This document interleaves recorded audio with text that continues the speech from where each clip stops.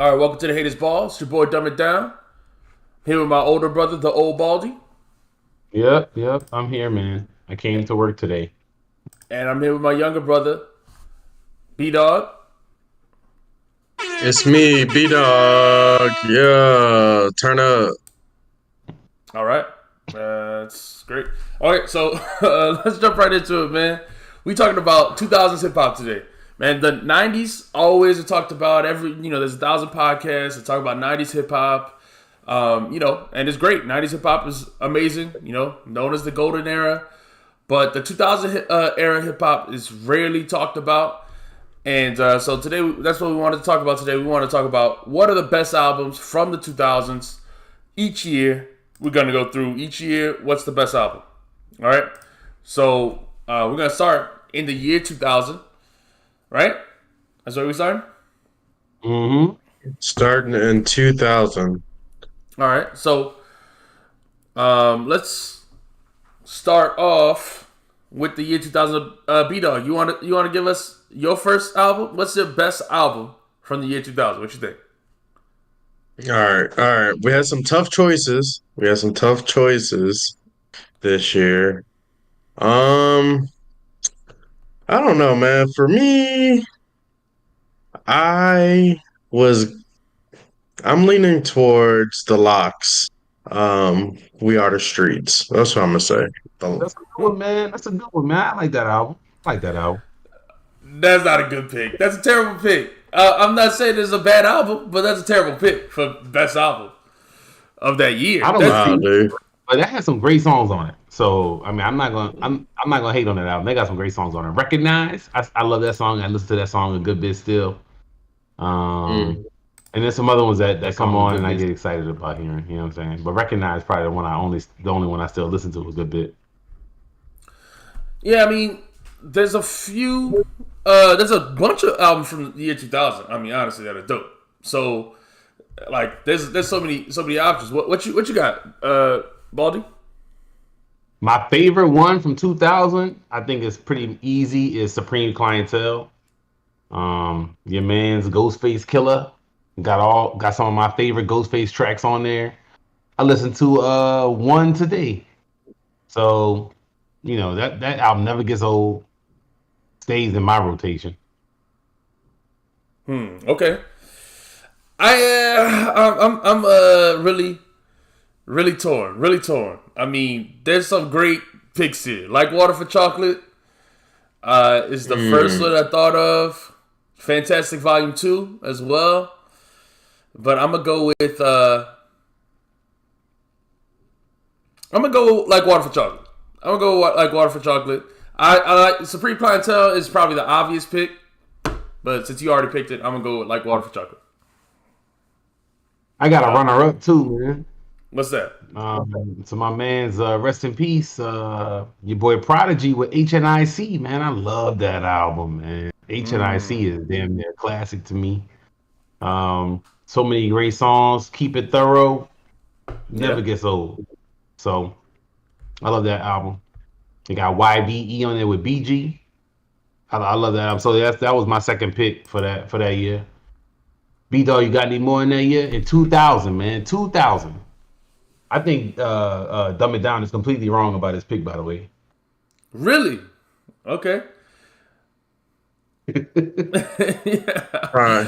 I thought y'all was the ones saying the album was so good. Y'all were trying to get me to listen to like Water for Chocolate. It is good. It is good. It ain't Supreme Clientele. It's not okay. All right. So here's the thing. I'm picking the album that I like listening to the most. Yeah, we should put. Personally, That's what we should do because we gonna get some different ones that way. yeah, I yeah, think. I yeah. think. I definitely think Supreme Clientele's got amazing. It's an amazing album. It's got amazing songs. I mean, it is like I said, objectively probably the best one. But I just listen to Common way more. When you talk about The Light or The Sixth Sense, I mean, these are songs that are just in my playlist consistently. Yeah, I mean, like I said, there's tons of other ones, man. Train of Thought. That's a big one. Train of Thought. That's a big one. Yeah, I mean, you got The Platform, Dilated Peoples. You got, The Warriors Marshall by Mathers MOP. LP. No, that wasn't gonna make Oh, that's mine, but Which one is that? Marshall Mathers LP. Marshall Mathers LP. That wasn't gonna make my top three. That has some great songs Hmm. on it. It does have great So songs. this is a fun exercise because when we look back, we're looking backwards. So, of course, some of the albums that I would have said at that time are falling off or have come up, differently than how I currently feel about which album is going to be my favorite in these years. So, this is always fun to look back, and then this is a time that you don't constantly look back to. You always hear we always look back to the same times, like Dumb It Down said.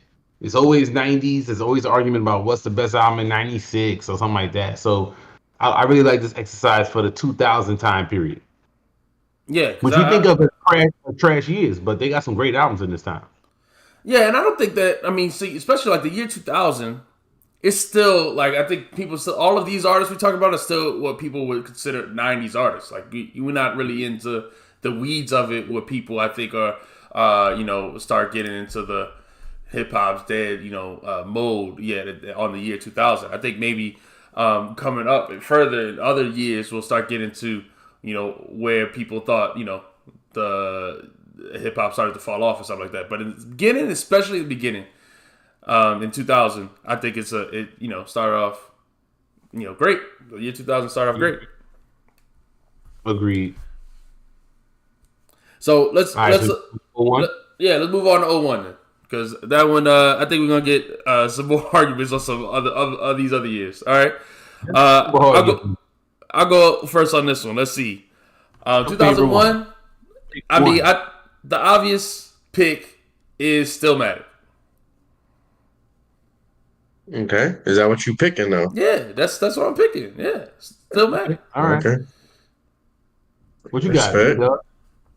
All right, hold on. I gotta shout out to my man Cisco, Return of the Dragon. But this only hip hop, right? So we ain't doing none of that. All right. Wait, but that wasn't his. Wait, that's not the album with the thong song on it though.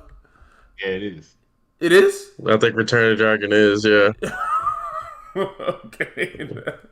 Great album, man. Hey. That is a classic Don't album. hate on that song, man. Don't hate on that song, man. The album is classic. But I don't know about all that, but I'm not an R&B head like y'all, so I'll let you tell it. If it's a classic to you, so be it. I'm about to look up the track list right now. I'm about to go crazy, man, with it because to me, in retrospect, Stillmatic got it, but I think my favorite might be Disposable Arts, man. Disposable by Master Ace. That's great. I didn't catch this album until I didn't get it until I think like 02, 03. So when I went back to it, I was like, this is a masterpiece. I was stunned. And I still listen to this album consistently. They got songs on there that's just amazing. Take a Walk. There's so many of them on there. I love this album completely. Master Ace, to me, complete. He has an album talking about like he has Dear Diary and all these songs on here talking about how his career is over with, which completely rejuvenated his career because the album is so dope. Then it's got the concepts and Unfriendly Game, and I think I got to give it to Disposable Arts on this one, man. I think I might have to. In retrospect. Also, I played out of nothing still, man. So maybe that's that why. That part. Like this Stillmatic is an album of any that I probably played out, right? Like I've played so much of this album since it came out. That and the Blueprint, I thought those would be the ones that people pick. The obvious ones people would pick. But I just recently heard Disposable Arts this year, or I think it was this year.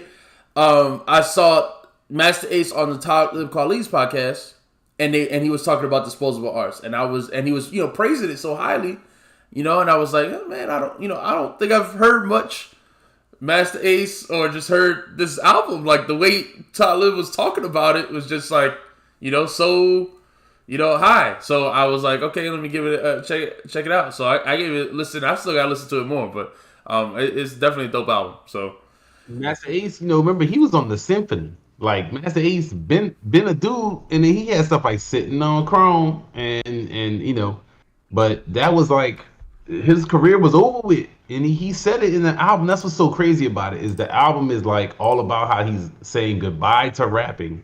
mm-hmm. And because it was such a good album, people were like, "Holy shit, we want Master Ace around!" And then he has like a whole new career basically because of that.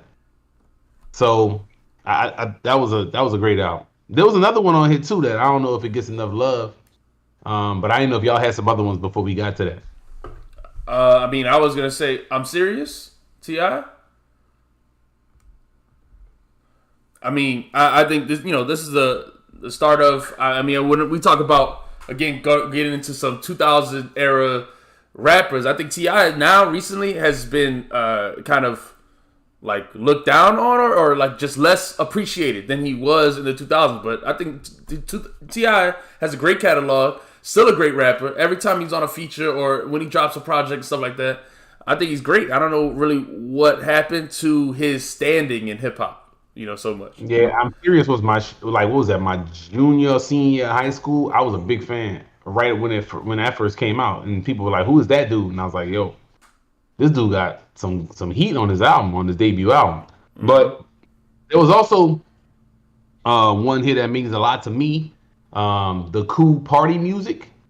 My wife put me onto this when she wasn't my wife at the time, and I was like, what is that? And then and when I got this album in like 04, 05, and I love this album.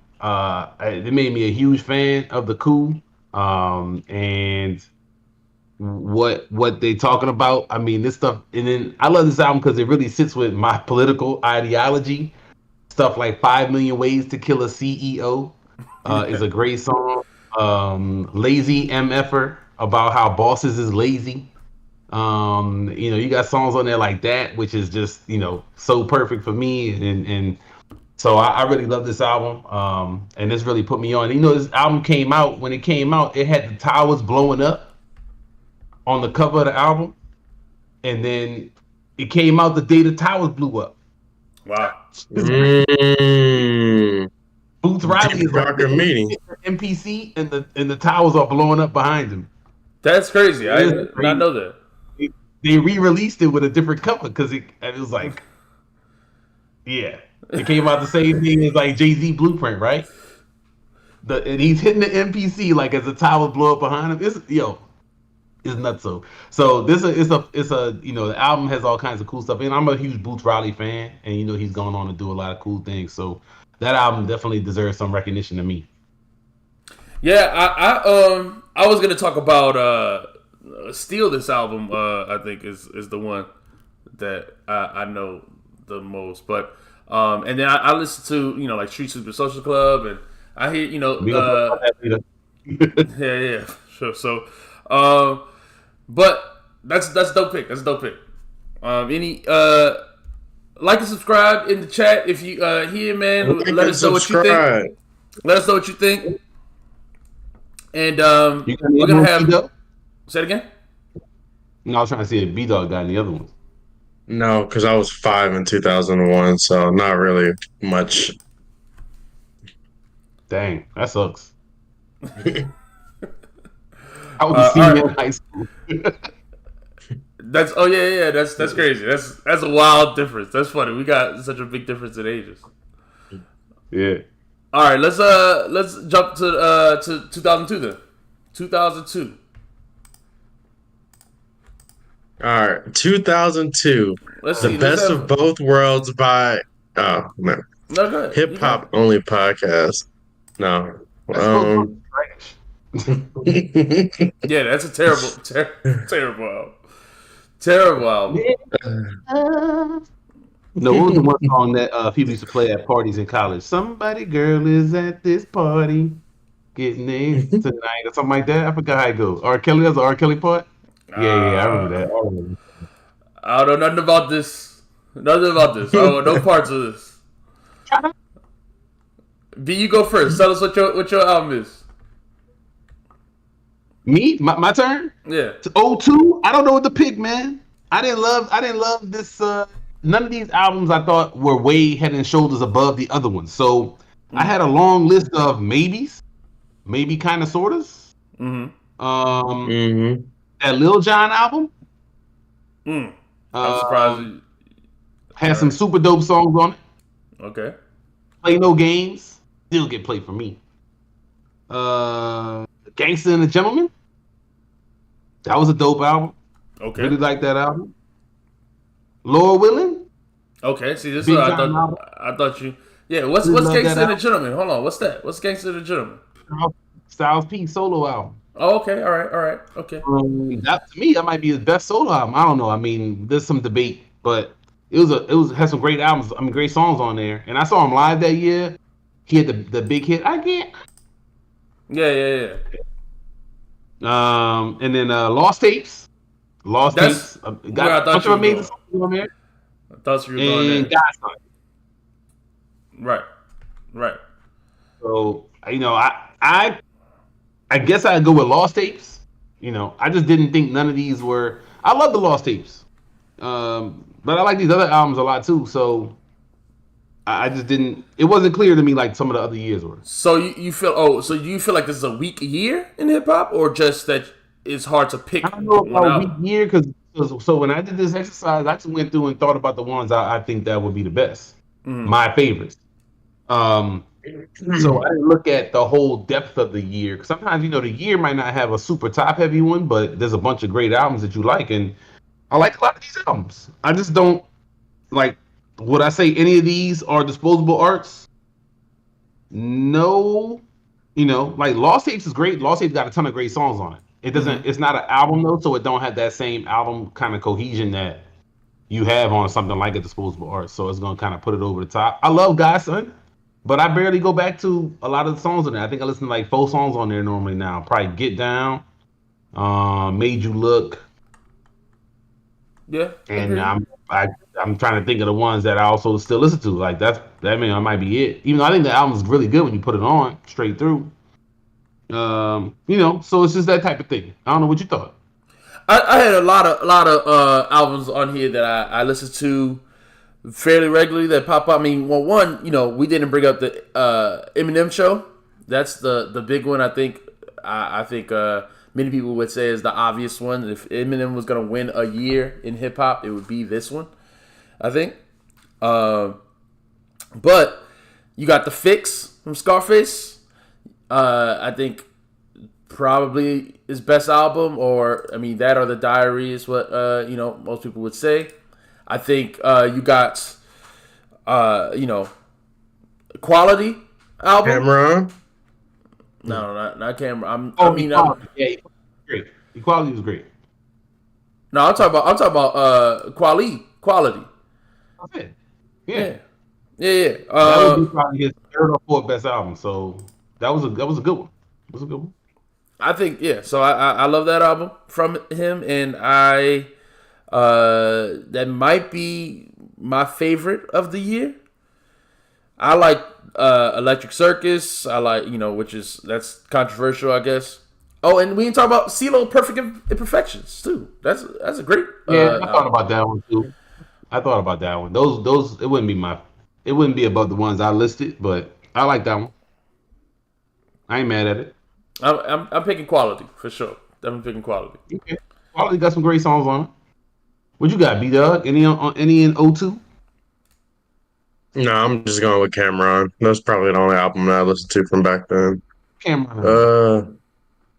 What did I just say the name of it? Come Home With Me. Come Home With Me. Okay. All right, cool, man. Cool. All right. Let us know, like I said, what the best album is from 2002. If you agree, if you disagree. Moving on to 2003. And this is the big year. I know people, the obvious one that everyone's going to say is Get Rich or Die Trying. Right? Huge album. And this was talked about a lot. I think this is probably the most talked about 2000 album, right? but Probably. but what do you guys say? That Is ain't that making my album of the top. year to That ain't y'all or making my what? top three. That ain't making my top three. No. Not at all. Not at all. All right. So then, what you got instead? My top three from that year: trap music, Yeah. speaker box, love below, Mm-hmm. and my number one is the listening by Little Brother. We had a whole episode on the listening. Y'all know how I feel about Fonte. We actually also had Coop on when we were arguing about Fonte as well. Coop gonna show up tonight. He said he's gonna get on at 11. So pretty soon. So stay tuned for that. We get Coop from According to Hip Hop to join in, and yeah, the listening is probably my pick too. But I'm gonna pick a different one just to be different. So, Bryce, you want to go first or? No, I was gonna say I got the exact same list. That's my top three. I would The switch 3 and 2 though. what's I'm that? putting trap music above. What was Speaker the other box. album? Speaker Yeah, Speaker box. Box. Yeah. Okay. Wait, no. So nobody list the Black Album. Y'all don't love the Black Album? The Black Album. No, I'm good. One song up there. One song. Allure.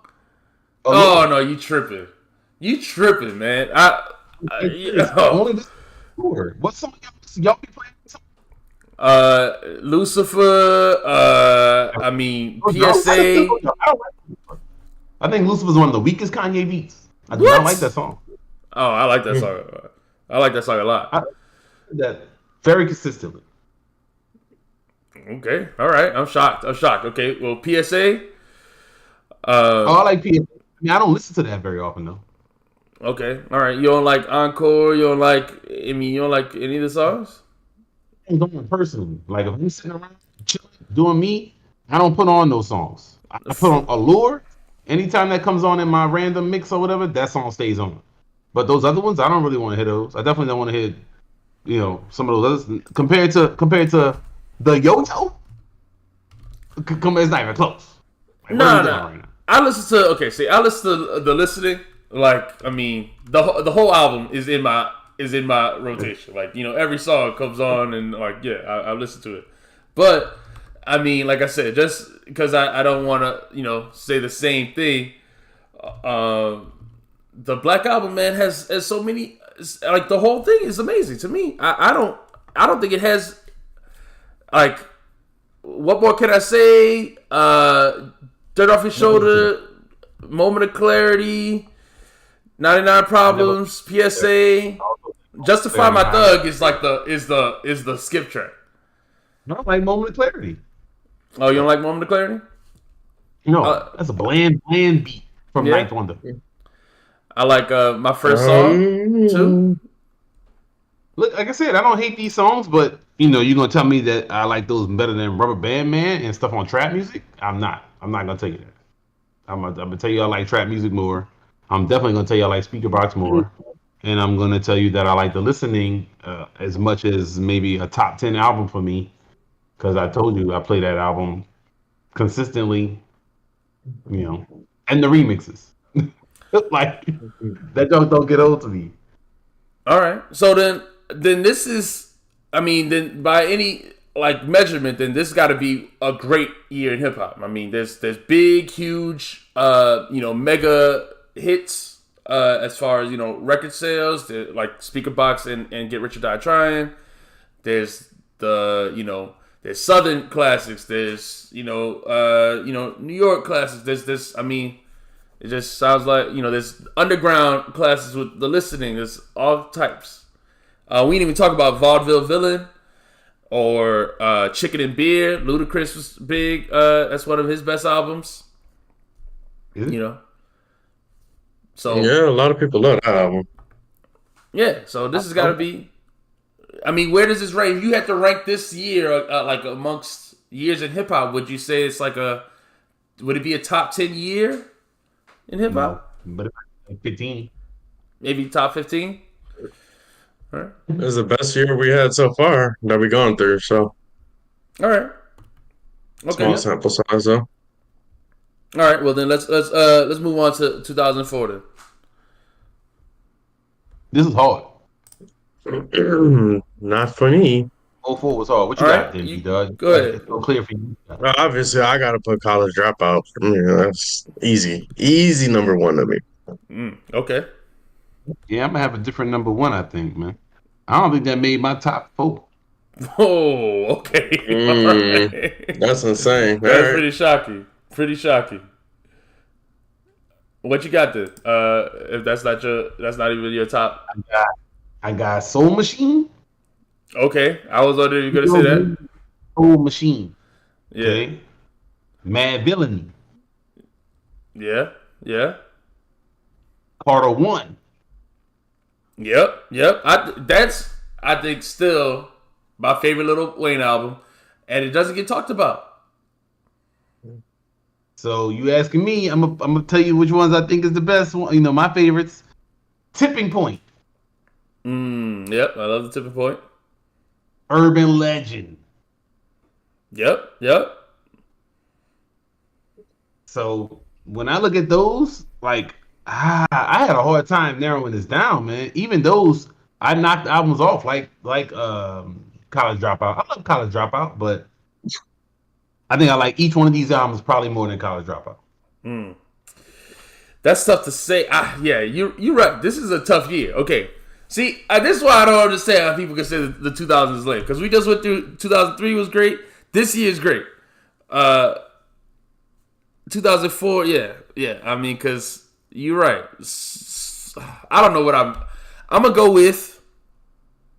If I had to pick one, the Carter. I'm gonna go with the Carter. I'm keeping it honest. This is my favorite Lil Wayne album. I listen to this often.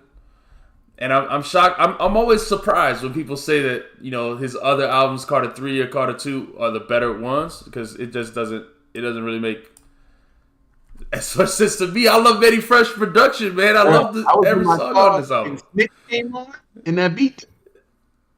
I was like, oh, I got all hyped up. Dog. I'm sorry, that album is so great. Like, I don't know how you could. Yo, it's hard. Because I think when I listen to, like, when I think of College Dropout, there's just songs on there I never want to hear. And I don't know if I feel like that about basically any of these albums, man. Maybe the one where CeeLo disses the what you call them, the rest of the Goody Mob on Soul Machine, Glockapella, I think it's called. Yeah. And then and then maybe I would put, you know, maybe Tipping Point would be at the bottom of my list on here. But Urban Legend got so many fire songs. Yeah. But Urban Legend is crazy. So Graduation, I mean, not Graduation, College Dropout. I mean, it should be right next to these. So maybe it's because I played it out more. Because especially when you're looking back at them. When I think about these albums, like Soul Machine, man, I love those songs. I played so many of those songs so much. Mad Villainy grew on me over years. I play the Art of Noise. Like, if the Art of Noise comes on, I'm super hyped. Like, in the car, you know. Yeah. So I listen to My Kind of People. Yep. Sometimes. You know, I play these songs. I like these songs. I listen to these songs. Again, Mad Villainy took time to like grow on me to that level. So now I have it at that same high regard that when College Dropout came out, it was up here. And I don't know if it's because I played it so much and these other albums have grown on me over time that like they're all on the same type of level for me now. Urban Legend got, I mean, you go through the list of Urban Legend, every one of those songs on there, this was like how people talk about, to me, how they talk about Get Rich or Die Trying. Because people say that those songs are on like Get Rich or Die Trying the year before, so great. But to me, Urban Legend got every one of those songs on there is a hit, is a big great song that I want to hear. It's not. I don't get bored. I don't hear no corny 21 questions. You don't know me. Bring 'em out. ASAP. Countdown. The greatest. Motivation. I got, to me, these are a lot of songs that I love. Motivation still comes on and I get excited, you know. So that's up there for me. It's not easy for me to narrow down out of these albums. Yeah, no, it's really hard to narrow these down. I mean, what's up to Antoine in the chat? Yo, thanks for tapping in. We got Coop joining in a little bit. And yeah, we're talking about 2000s hip hop. What is the best album from 2004? We're having this debate. Is it College Dropout, or is it you said you got Mad Villainy is number one, or Me personally, Urban Legend is number one. no, I don't know if I got it number one, man. I have a hard time picking. If I have to pick one, I'm gonna go with Soul Machine. Soul Machine. CeeLo Green, Soul Machine. And I think what's underrated about this album is that CeeLo was the first to do this singing, rapping thing, I don't know if he's the first to do it, but it's a great album. I mean, who was doing it before? He was doing it for a long time. He was doing it early in the 90s. Yeah. Yeah, I mean, I don't know who's doing it. I don't know. All right. Antoine said Mad Villainy is better than College Dropout. You know what? Honestly, about Doom albums, I honestly prefer Food than Mad Villainy. I feel like Danger Doom is underrated for him too. Danger Doom is underrated, but I just like Food, because it's the concept. Like, I think it's people talk about like Rap Snitch Connections and all that stuff like that. Often they reference it, but Mad Villainy is the album that gets talked about the most. Yeah. Yeah. Which one got Rap Snitches? Telling all they business. Which one is that one on? That's on Doomsday, right? Oh, is that on Food? That's Food. That's Food. Okay, all right. About to say, because I was like, yo, that song came on the other day, and I was cracking up in the car and listening to it. I was like, okay, this song is great, man. Yeah. It's like, so, yeah, maybe I just don't need. Maybe I need to listen to that one some more. All right. So I do love, trying to, like I said, think of these albums. It's hard to pick one. It's hard to pick which ones I think is the best. So then here's a here's a good question, because we always compare the 2000s can't compare with the 90s. That's always the narrative. How does 2004 with all these great albums compare to 1994? Man, I would have to look. I think the 90s still have way more in each year that are classic. So if you pull up the list, let's look it up right now. Yeah, I'm gonna look it up. Because the albums you just named right here that you named classic. I mean, College Dropout. You said CeeLo Green, Soul Machine, Mad Villainy, Food. The Carter. What else you said? Urban Legend. We didn't talk about. Let's see. There's other albums we didn't talk about. Purple Haze, Cameron. That's probably one of his favorite, best albums or something. Mm-hmm. I mean, so there's a lot that we named, and there's still more we can name for 2004. But let's see, 1994. Oh, obviously, it's got Illmatic, so that's gonna be, hard to beat. Nothing's gonna beat the top of 1994. But what about let's see here, I'm listing albums that came out 1994. We got let's see, we got the Fugees, Blunted on Reality, Schoolie D, Welcome to America, Beastie Boys, Old BS. We got MC Hammer, Funky Headhunter, Gangstar Hard to Earn. Okay, that's a good one. Let's see. I'm gonna name the notable ones. I mean, Cool G. What? Say it again. That J. Rue the Damager. Okay. Oh yeah, the J. Rue the Damager. All right. You got Bone Thugs, Creeping on the Come Up. Southern Playalistic. You got some more in there, man. I mean, but that's not that many. Hold on, we're not naming that many. Hold on. I'm about to say, sound dry to me. I mean, Ready to Die. Yeah, obviously, Ready to Die. Okay, obviously. These are your top lines, right? So, you know, um, the Diary. Yeah, the Diary. You got different Resurrection, albums. Common, Resurrection. Resurrection. Shaq Fu, The Return. Okay, all Shark right. Shaq food, Fu. All classic, right. super classic. Main ingredient came out this year. Okay. Takal. So yeah, and then so the other thing is your There's a second dark level. side. Red Man. Yeah, your second level of albums too. You got some good ones there that like we wouldn't even think of. Maybe as big from different people. So I don't know if you could say it's better, dog. I don't know if you can say it's better. I'm not. I'm not. I'm just asking the question. I'm not saying. I think. I just think it's not as far apart as people's idea is in their head. That's my only point. Because I think. Well, that's fair.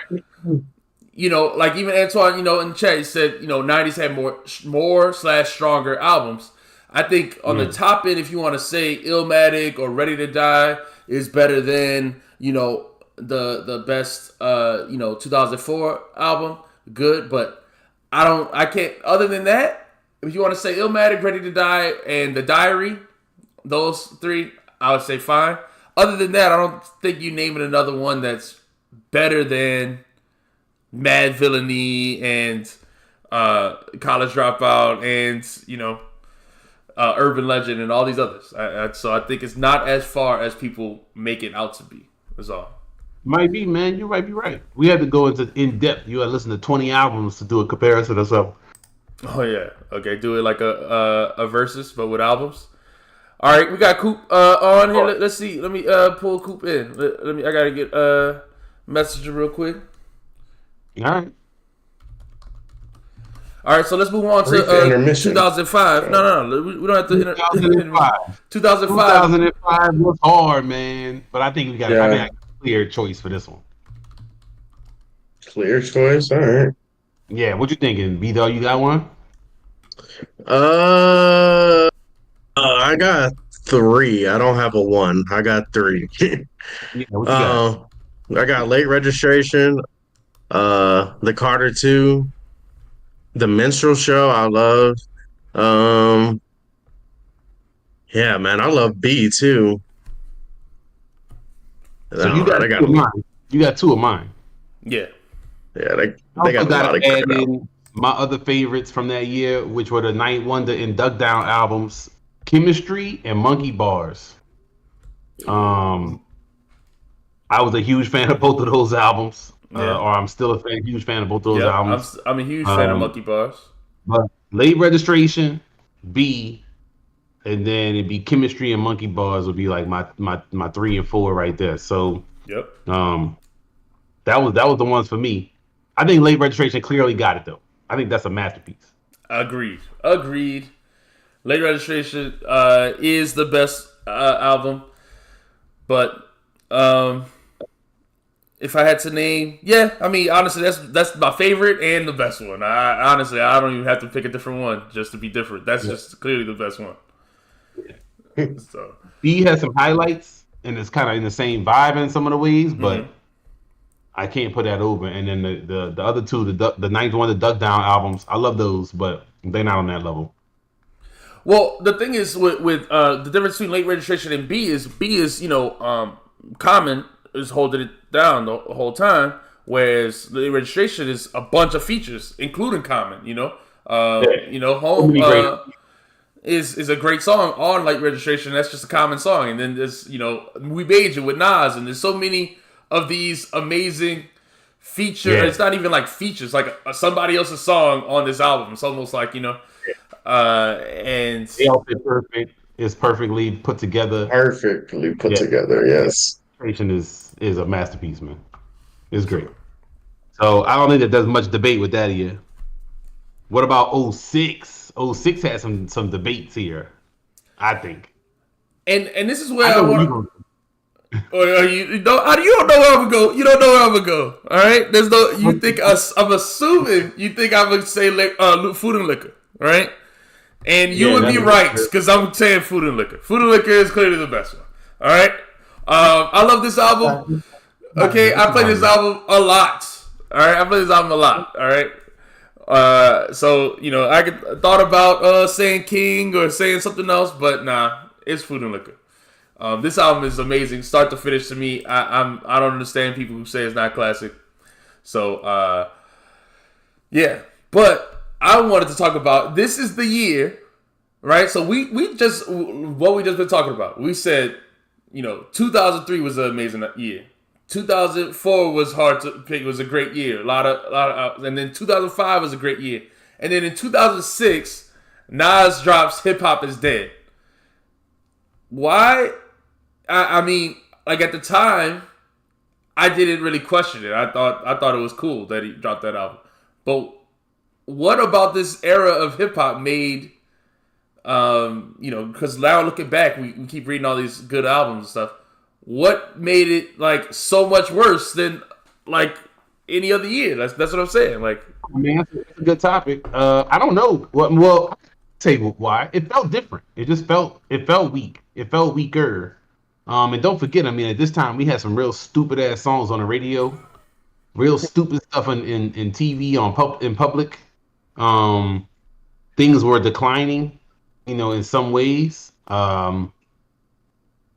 And so I do think that at the time, I remember when that came out, I was like, yeah, I completely understood where he was coming from. I think I went to one of the shows where you had the casket, they had like the funeral at the show. Yeah, because I've seen Nas too many times probably. So it was it was a thing, and I was like completely with the vibe of what he was doing. But now that I look at it, even when I look at the list, I have more albums on my list because Fish Scale was amazing that year. And that's one of my favorite Ghostface albums. Yeah. Hell Has No Fury came out that year. King came out that year. That's an amazing T.I. album. So I think there's some good albums that year. So I think it's hard to be like hip hop is dead when I look back at it.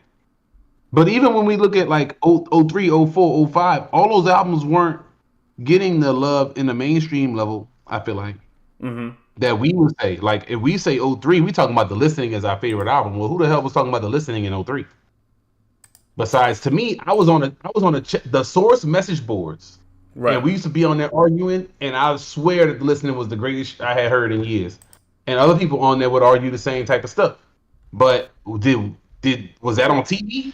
Well, no. You weren't hearing nobody talking about Fonte and Big Pooh, but people were following it. It was on the internet. You know what I mean? What up, Coop? What's up, Coop? What's going on, Coop? What's going on? How y'all doing? We good. We good. Hip-hop, welcome to the Haters Ball, man. Huh? Yep.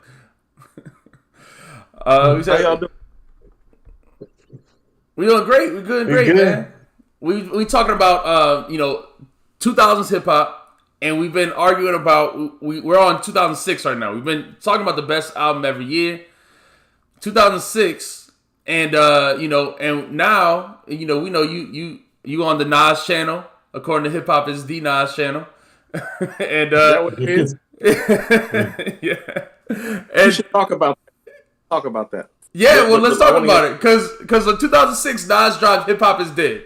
And we were just talking about, we were listed all these great albums that came out in 2005 and 2004. Why did he drop this? Or what do you think was the feeling in 2006 that made it feel like hip hop was done? First of all, much like my Carolina Panthers, Hip Hop Is Dead is not that good. Yeah, that's them on the back screen losing right now. It's not that good. Yeah, they're not that good. It's very. As long as you don't think the Falcons, you all right. Falcons are worse. You see, They let a motherfucker that didn't even have the playbook beat their ass. I never want to be those guys, and I live down here. I tell people that all the time. Those niggas. But truthfully, I don't like Hip Hop Is Dead because it appears to coincide with the official ending of like New York hip hop having the reins, and so ethos of the album. And if you're gonna make an album like that, I'm just gonna need the album to be better. To be honest with you, Money Over Bullshit is fire. He's the best intro song starter in the game. He always has been, because in a lot of people's minds, his best song was his first song. He's always been the best album starter. Black Republican is a really great record. It's not as special as it should have been. Can't Forget About You with Christette Michele and Hustlers with the Game come to mind. But the rest of the album after those 4 cuts is some up and down Six Flags ass roller coaster ride of an album. And really outside of a couple of tracks, it really doesn't even fit the theme of the album. I think it was definitely in its transition time, but the album's just not that good, and the timing is bad, and so is the ethos of the album. I always tell people, it's like, for whatever people think about me, I've always been honest about Fam. You know what I mean? And that's one of the low points of his career, in my opinion. Like, if you look at his catalog now, that's like an easy bottom 3 or 4 album. Like, easy. Yeah. All right. Bottom 3 or 4. I mean, okay. Yeah. I don't know if it's bottom 3, but there's Nostradamus, Street Disciple. Nostradamus might be better because the songs on there are holding up. Look at How You Owe Me up. Look at Family with Mobb Deep. Look at Shoot 'Em Up that Havoc produced. Look at Come and Get Me that DJ Premier produced. You know what I mean? It's like, no, them records ain't on Hip Hop Is Dead. So no, it's bottom 3. And I mean, y'all, I know all of y'all follow the show, so y'all know how much shit I talk about Nostradamus. But yeah, I'd actually, at this point in the game, because it's about how it holds. And so, like, I would tell you, I'd take a Nostradamus over Hip Hop Is Dead right now. All right, I was surprised to hear that. All right, so we were talking about the best albums of these years. So what do you think might be the best one, if you could think off the top of your head? Or we'll tell you some of the ones we chose and we'll see what you thought about it. I said Food and Liquor, of course. Coop, you already know. Are we talking 2006? Is that where we are? Is 2006? Yeah, we're on 2006 Hell Hath No Fury by the Clips, gentlemen. I knew you could. Hell Hath No Fury. So No Fury was the best rap album that year. I love Hell Hath No Fury. Didn't The Doctor's Advocate come out in 2006? Is that 2006, The Doctor's Advocate? I don't know. Yes, I think so. It wasn't on my list, Scoop. It's not even on the list, Scoop. Didn't even come on my list. This scale better than that for sure. I mean, everybody's entitled. I mean, Hell Hath No Fury is the best rap album of that year, in my opinion, and I felt that way from the moment I heard it. Like, I was still a recording artist when Hell Hath No Fury came out. That was, like, how about this? Me and the other top MC in the studio, like me and Holla were the 2 best MCs in the studio. I picked Holla up to go to the studio, and we played Hell Hath No Fury, and we were looking at each other like, nigga, we got to do better. like, forget what you, this is what people have to understand when you MC. Like, the content might be the content and you might not like it, but when we was listening to how Malice and Pusha was rhyming, we was looking at each other like, yeah, we about to go. Like, yeah, we got to go shake this shit up tonight, because these niggas just, like, the bar styles, the cadences, the flows, the themes, just the overall feeling. Like, for me, it was the Purple Tape for that era. You know what I'm saying? And I think still the Neptune's best production job. And I want to, like say this clearly. Neptune's. Not Pharrell. Yeah, there's a difference.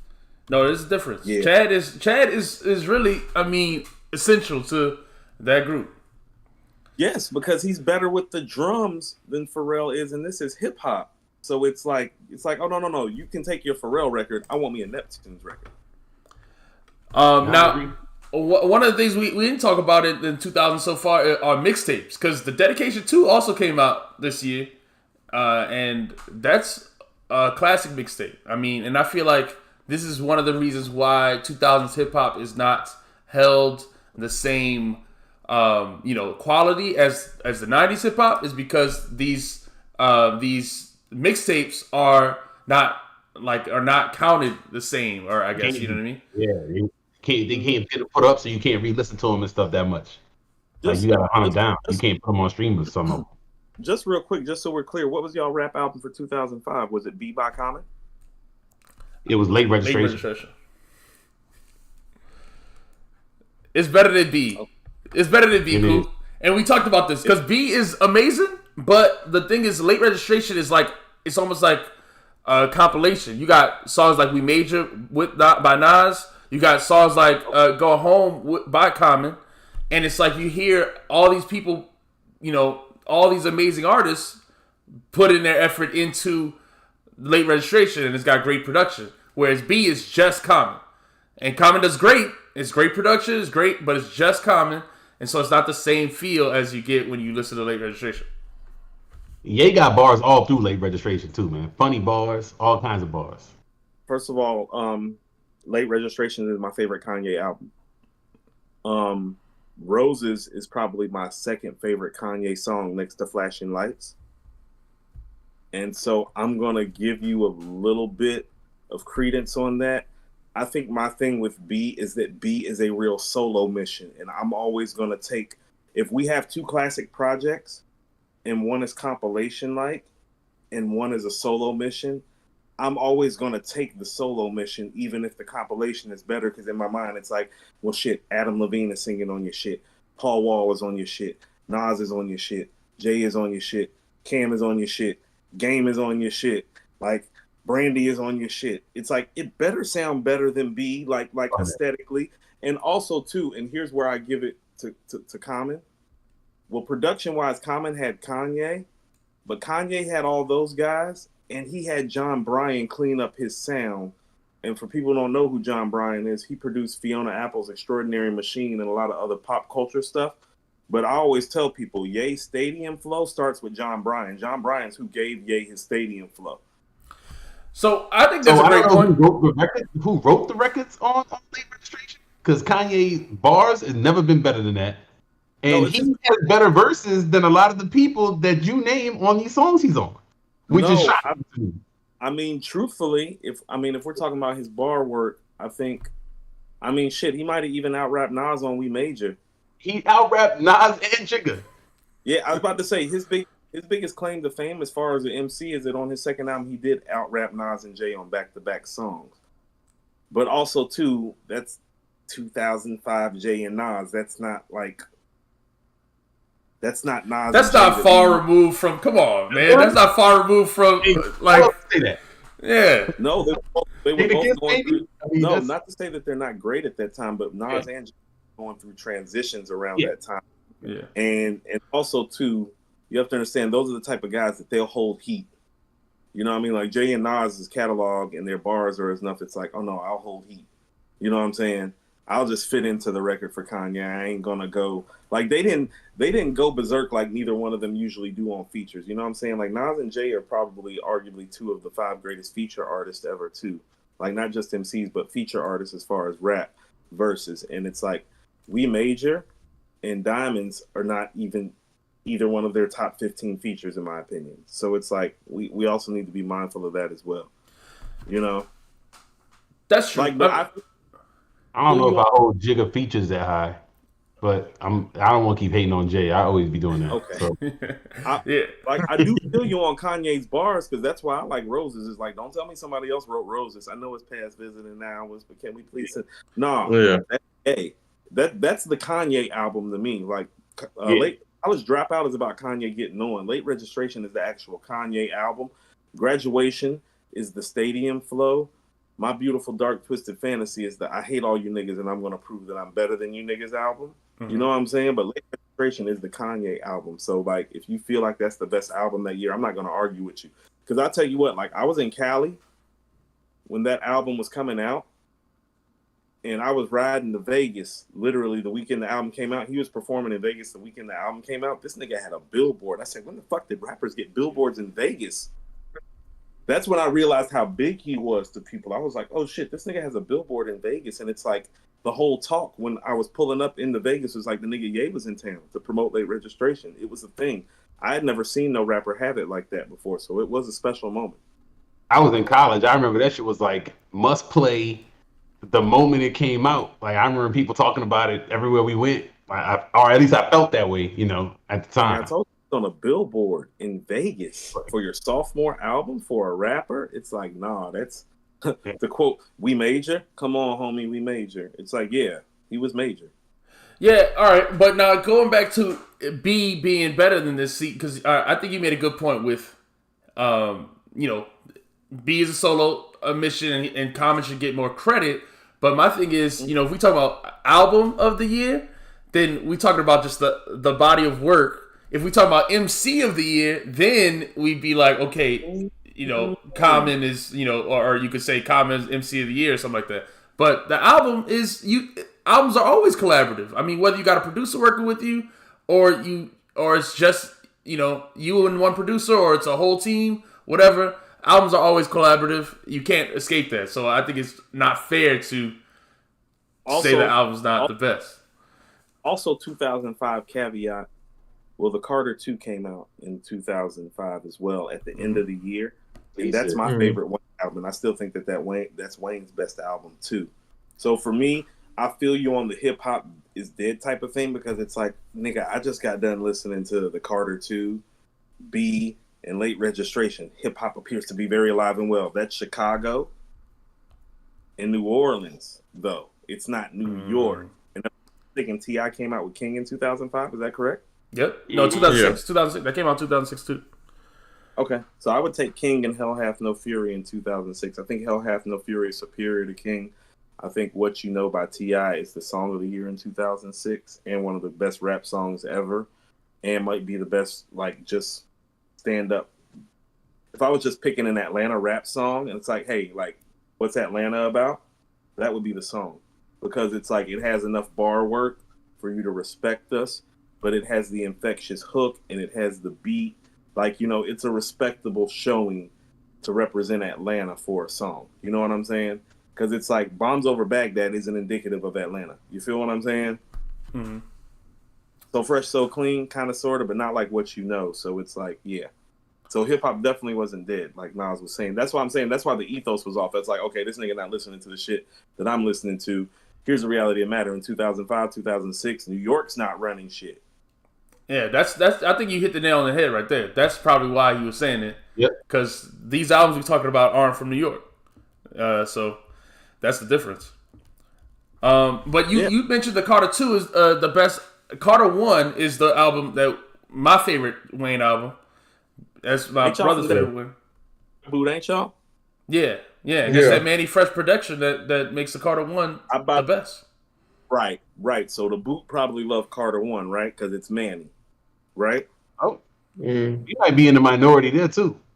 I love Carter 1, but I don't know. People love Carter 2. So Carter 2 is his best album.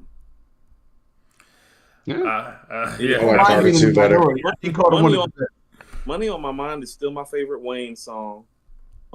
Best Rapper Alive. Best Rapper Alive, yeah.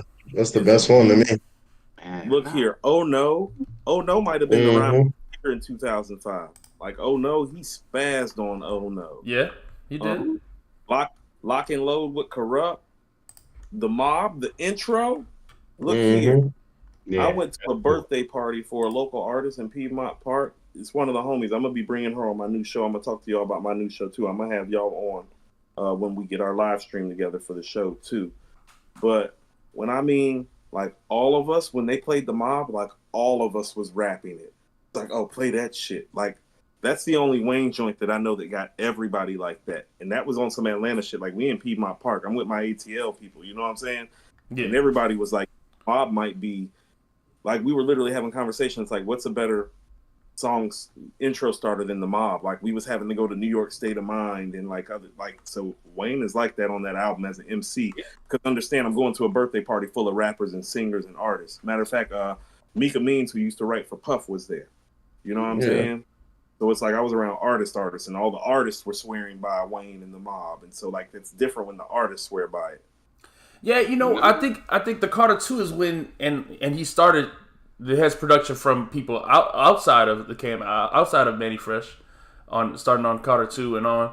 I feel like that's what he caught like more mainstream attention, and he was rapping. You're right, but I don't know why the Carter 3. Because I mean, when we look at these songs, Go DJ, Shooter. This is the Carter. I Miss My Dogs. The Heat. Snitch. Hoes. Earthquake. All that. All those songs are amazing songs. So the Carter 1. How about this? I think the problem with the Carter 1 is that you can't hear the J in the flow. Either I'm the illest nigga doing it or these niggas is losing it. I'm like, oh no, that's Jay shit. That's Jay's bars and his flow. So I think with the Carter 2 is when Wayne got his Wayne flow on. Okay, so here's my thing. The Carter 1 is some New Orleans Jay-inspired shit. Mm-hmm. The Carter 3, I can tell that Drake is in the fold and assisting with the hooks. The Carter 2 is Wayne. Yeah. Like, don't tell me that Drake did not help with the Carter 3 because got money and you taking it. No. That's Drake style. That's not Wayne. Wayne wasn't doing that before. The Carter 3 is the one that people talk about the most. That's the fall off. That's the fall off. I hate Carter 3. And that's Drake. That's Drake's flow. So it's like, for me, when I listen to Carter 3, I feel like I'm listening to Drake on like 4 or 5 records. Like when I'm listening to the Carter 2, I'm like, no, that's Weezy F Baby. Please say the baby. Maybe that's why I don't like Carter 3. Hustler music. Ooh, yeah, it's the Carter 2 for me. It's the Carter 2. And what about we going to the next year? Dumb it down. Yeah. All right, let's go 2007. Coop, you want to go? Well, I don't know. Let's see. B, you want to go first? What's your favorite album from 2007? My favorite is I'm gonna have to go with The Cool, but there's some other ones I really like. So I think The Cool is kind of the obvious one there. Yeah. I mean, your brother's name is Dumb It Down on social media, so y'all are obviously Lupe fans, and I think people think, because I got into it with Lupe, I think people forget like how much I really do like and respect Lupe as an artist, and how much I revere The Cool. You know what I'm saying? Like that is the album where I'm like, don't tell me this motherfucker's not fire, like all the way around. You know what I'm saying? And so I can't think of necessarily a better album off the top of my head. Not in 2007. I might be cool with The Cool for 2007, actually. Because how about this? There were bigger albums, but I don't know if there was a better album. Like here's my thing. When I get to like the middle or the end of your album and you put a record like Streets on Fire on, I'm like, nah, go ahead and get it. It's like, because you done already heard Go Go Gadget Flow and The Coolest and Paris and Tokyo, and then he get the Streets on Fire. I'm like, oh, you still rapping like this at this stage in the album? Go ahead, fam. You got it. Yeah, I think The Cool is. How about this? I personally enjoy The Cool more than I enjoy Midnight Marauders. Yeah, that's crazy. Okay. I agree with that. But I think the Low End Theory is better than Midnight Marauders, and I've always stood by that. Now, I don't think it's fucking with the Low End Theory, but do I think it sits right next to Midnight Marauders? And would I prefer to hear The Cool over Midnight Marauders? Well, yeah, and I think that's saying a lot about Lupe when I can pull up some of Tribe's best shit and say that he did better. Like, as much as I love The Roots, I don't know if Philadelphia Half-Life and Things Fall Apart is better than Midnight Marauders, but I think The Cool might be. So it's like really, really high marks for it. Really high marks. Yeah. What do you think, B-Dog? What you got for your favorite in 07? Yeah, we got Graduation. I like Find It Forever. Either one of the those. Big Doe Rehab was, I think you bought me the album. I'm a Ghostface fan, so of course I like Big Doe Rehab. Yeah. I mean, Doe Rehab is cool, but I mean, let's be honest with ourselves. That ain't no Iron Man or Supreme or Bulletproof. Like, Nah. I don't think so either. But I think it's probably because that was when Bryce, we were all living together, and I played that album a lot. That Big Doe Rehab, I had it, So do you think? What else? What else you got up there, Dumb It Down? Because I don't. Wait, say it again. Cool. You think the Big Doe Rehab is better than Fish Scale? Because I don't. That's why I'm not big on the Big Doe Rehab, because I know what Ghost catalog look like. So for me, that's like his 5th or 6th best album. Yeah, it is. Okay. So we're I love Ghostface. So I had Fish Scale as my favorite of 06. So we have different things on that. But It's for, I love Hell Has, so I'm not mad at your take on that. So, but Fish Scale, I love Fish Scale. Fish Scale is his last classic album to me, but I don't think it's better than Hell Hath No Fury. No. That's fair. All right, I love Hell Has, so I'm not gonna argue that. I wanted to bring up. I got more in 07. Oh, I got plenty. 07 is a great year. It's a deep year. I know you about to say my man Sean Price. Exactly. I wanted to ask Coop about Sean Price. Jesus Price Superstar is an amazing album. And Sean Price is not where you got him on your list of top 50, because I feel like Sean Price should be a top 20 rapper easy to me. I don't know about 20, but Sean Price is my dude, man, for sure. Rest in peace, man. I'll tell you the truth. Okay, so when we were doing the pod yesterday, Mike was like, I think Heavy D is a top 50 MC. And the reason that I said no to that is because of niggas like Sean Price. Because Sean Price, for me, would be somewhere between my 40 to 50, and I know Hev's just not fucking with him. You feel me? Yeah. So I would probably respectfully have Sean Price somewhere between 40 to 50, but he would make my top 50, but he would be on the first 10, like you know how ESPN does the list of players, and like 50 to 41, Sean Price would be on the 50 to 41 on my list, probably like about 45, 44. Sean, man, I got two. I don't know why I'm so like emotionally attached. I can't properly what do you call it? Objectively rate his music. I love Sean Price, man.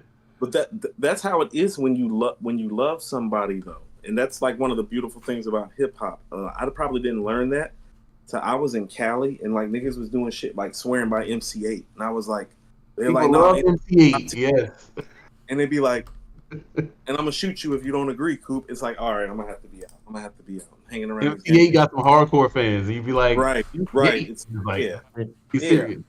Yeah, no, it'd be serious. Like, no, niggas in Cali be like them Inglewood niggas and shit. Like, no, they be down to shoot you about their favorite rappers. Like, for real. Like, I got ran out of a couple of the neighborhoods when I was there. I'm not joking. But I mean, yeah. But my thing is with Sean Price, they got not Helter Skelter has two amazing albums. Nocturnal, okay, is an amazing album. All right, Amazing. Yeah, it's brilliant. It's brilliant. And then Sean Price by himself has great solo albums, and Random Acts album is an amazing album. So I don't know anyone else who's got arguably, 4 classic albums and isn't high up there. I think. Okay, so Sean Price is one of those guys. I think he falls in that MF Doom category sometimes, where it's like, if you love it, you think it's classic, but if you respect hip hop, you just think it's really good. And I think he falls on the really good side with a lot of his stuff. So for me, Monkey Bars, Jesus Christ Superstar are the ones that stand out just on some quality rap shit that's not New York driven. And I'm with you on Nocturnal, and so I'll give him like 2 and a possible. Because I actually like Monkey Bars more than Jesus Christ Superstar. But that's perfect. You don't like that Random Acts album? I like it. I don't love it. That's what I mean. So when you're asking me if you have like classic conversation, you have like liking it and loving it is 2 different things. Like I love to the common point in Finding Forever. Oh no, I fuck with Finding Forever, but I can't love that the way I love B. Yeah. They got one more in this year that I think needs recognition though, and that's Eardrum. Okay. Eardrum was probably I would say that's definitely the last great quality album for sure. I thought that album was amazing, head straight through. I remember I listened to it a ton at that time. I still listen to a few of the songs on there, so I thought that was a great album that probably gets overlooked now. And people don't like Quality because he's not cool on social media and stuff, so I don't think his catalog gets enough credit. I mean, quite frankly, fam, he done pulled. I mean, y'all know because y'all follow us. He done pulled up and rolled up on us and tried me before and all that. And a lot of it is like, I mean, you can play those games with the media. It's just like, I don't like the energy that he provides sometimes. And to be honest with you, I'm not being funny or I'm not taking credit. I feel like since I checked his ass live earlier this year, he done chilled out some. Because it's like I pointed out the fact you can't be bringing up Black Wall Street in Tulsa, Oklahoma, and sitting up here pulling up on Black-owned podcasts and eviscerating them. It's like, I'm not about to let you do that. And so I think he has hurt himself media-wise. But I've also said this. It's like, man, his verse on Peppers was damn near the verse of the year, though. So he's stellar. Eardrum is stellar. I still would prefer the Reflection Eternal album if I was picking in sequential. Yeah, Reflection Eternal and then Eardrum. What was the Quality Control? Quality, yeah. Yeah, we talked about that one earlier too. I thought these were just great albums in the 2000s. So here's the thing with Talib that I'm always going to give him respect for. I don't think Talib's ever made a bad album. Everything he always gives you album-wise is usually good to great, borderline classic. Mm-hmm. I didn't like Beautiful Struggle, and I think there's one other one that wasn't. See, I like Beautiful Struggle. I like Beautiful Struggle too. Yeah, I seen what he was trying to do. That's what I mean. Like, fam think I don't got love for him. It's like, no. I got a lot of love for you, and I know all your shit. Just don't be pulling up on us talking crazy. Hey, he does talk crazy, man. He does. He's entitled to his opinion. He's entitled to his opinion. I'm gonna tell you something I learned from the 3 years of doing According to Hip Hop, and y'all know this because y'all been following me early. I've had to not change what I do, but I've had to change how I do it because I didn't really understand how some of it was coming off as disrespectful to others, and I wasn't trying to disrespect. So about people feeling disrespected, I changed my approach. You feel me?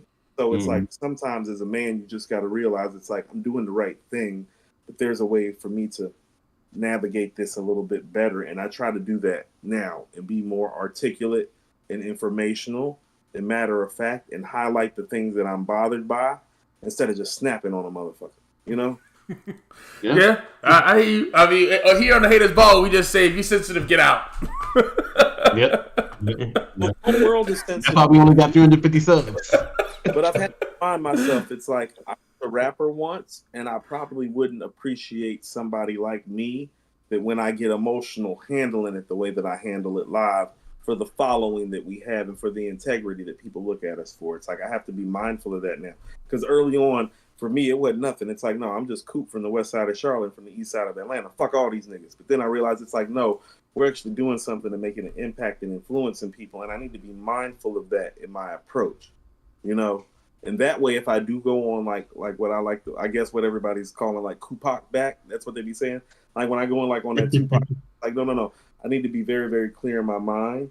That's what I need to do to get the point across. Like that Tierra Whack and Trina shit, like in the Simba shit, it's like, no, I went off on that, but that's actually the only time I've went off this entire year, and we're in November.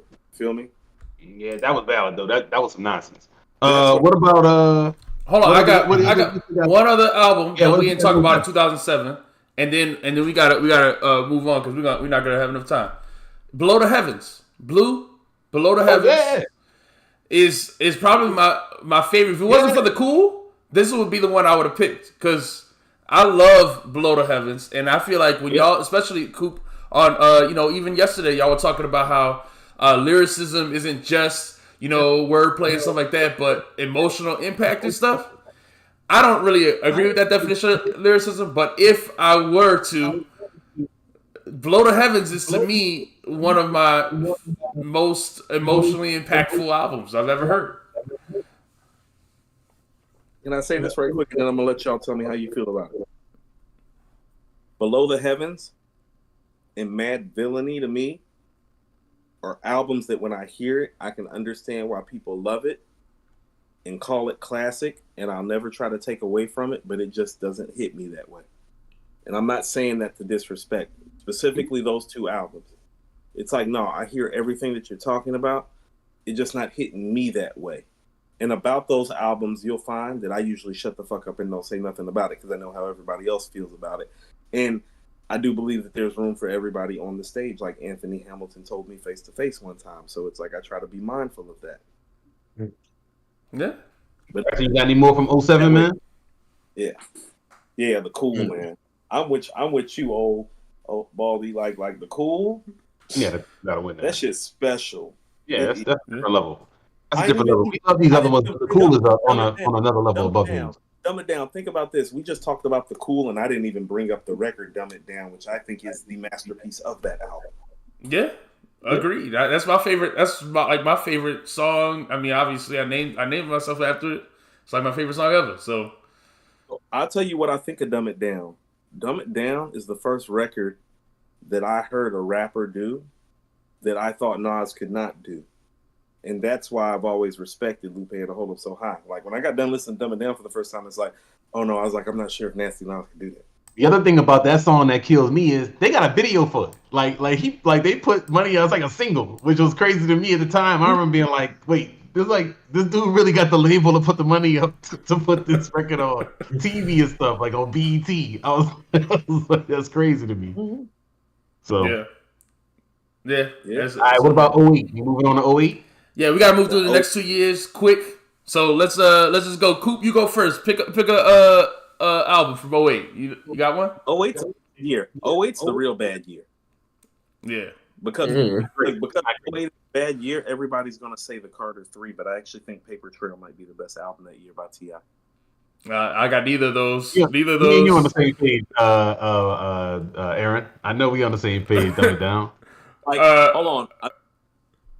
Go ahead. I think LAX by The Game is severely underrated. No, it might be, but it's underrated by me. By Jeezy.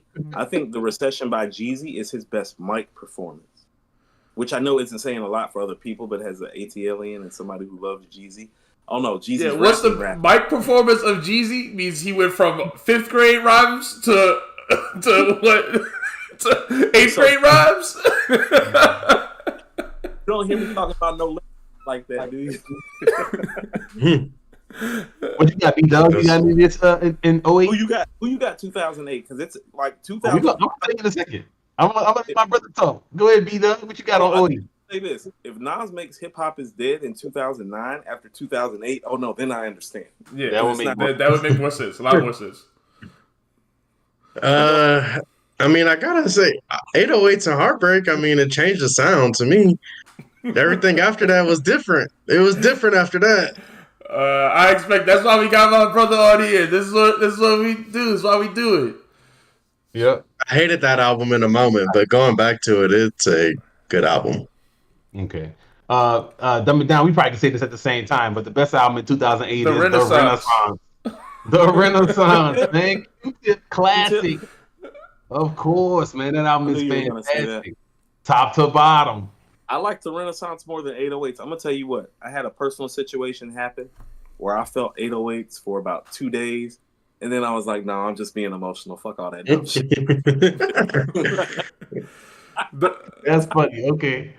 The only other album I would say is a standout from 2008 is the Preface, Elzai.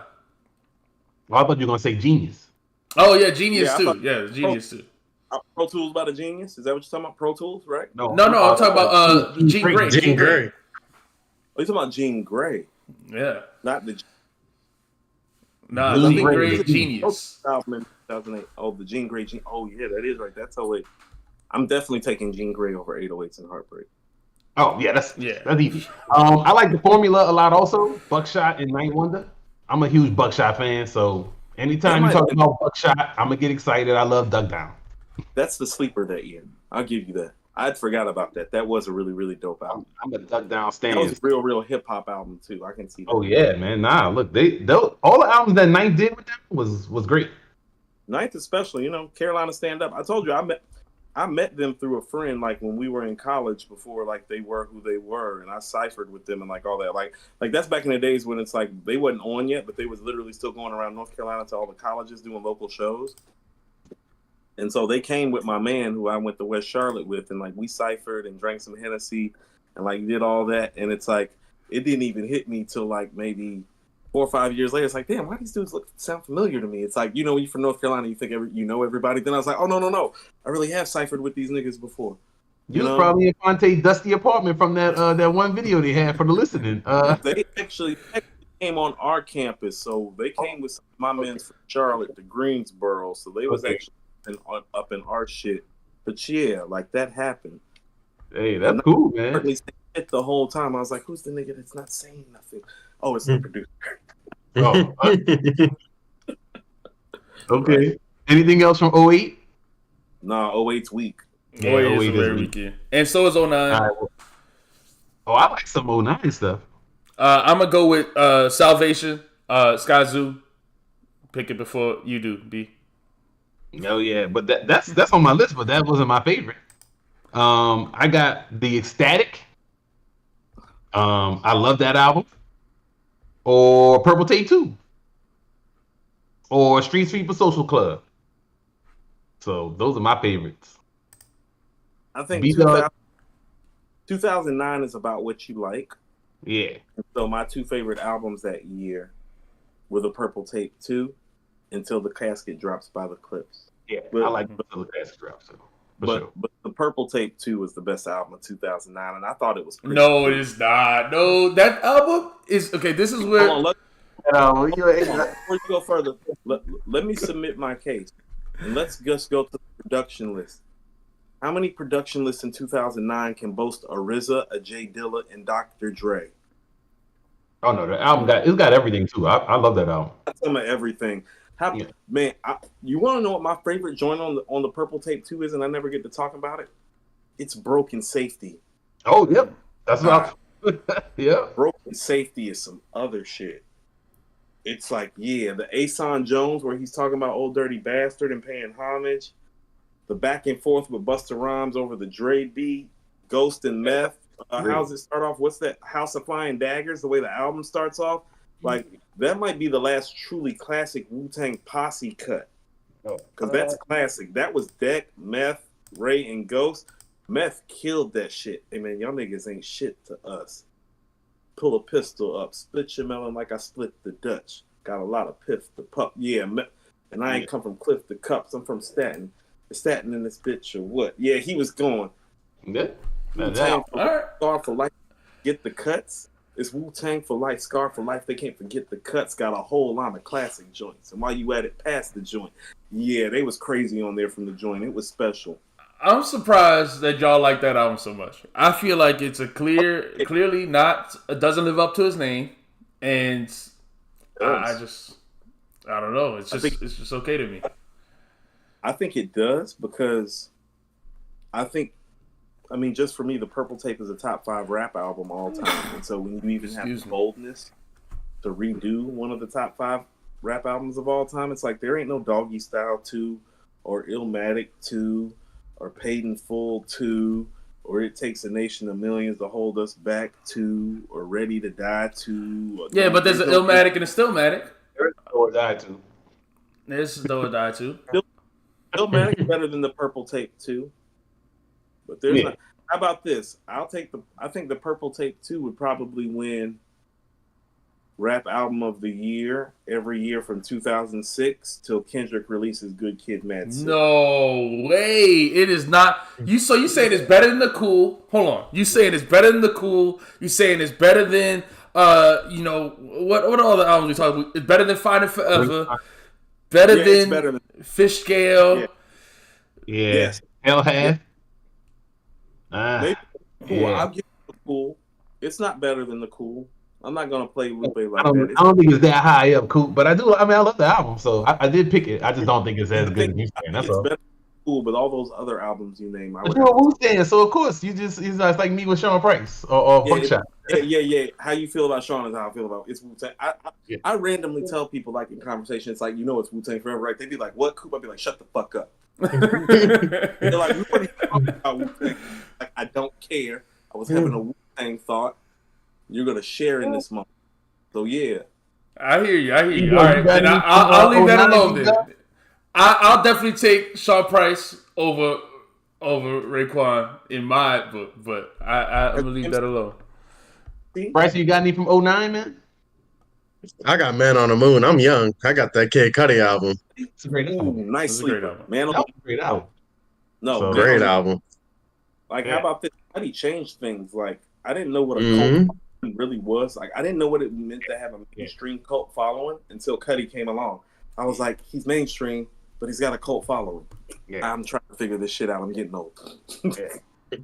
That's true. That's like Tyler and stuff like that. Yeah, people that'll fight you over these like one dude. You're like, oh, I didn't know you were that big a fan. Yeah. Yeah. All right, so then Like, who you talking about, fam? It's like, whoa. Yeah. Relax. I like. Yeah.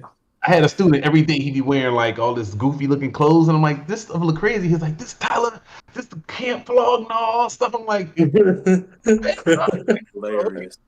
I'm sorry, man. Like, it's like hardcore. Is that it though? Is that all we got? I got to talk about my Street Sweeper Social Club, man, and how much I love Boots Riley. That combination was a great Tom album. Morello, man. Tom Morello is the best guitarist, man. So I don't know how much love that gets on the hip hop channel, but that album was great, and people don't talk about it much. I listened to what was it, Promenade yesterday or something like that. I was driving home. You know, I got a long commute. My brothers know, and that came on. I was excited. So I haven't heard that record in forever. You're right. That record's brilliant. yeah, man, you might have to like that. That shit is hype. I was like, yo, That makes me want to dig. Yeah, no, I have to dig back on that. I haven't listened to that in forever. To me, it's that's why we like doing these things when we listen to the time frames that we don't talk about all the time. Because we don't always talk about this time of hip hop. We always talk about 90s and stuff like that. So we don't go back and listen to these type of records sometimes.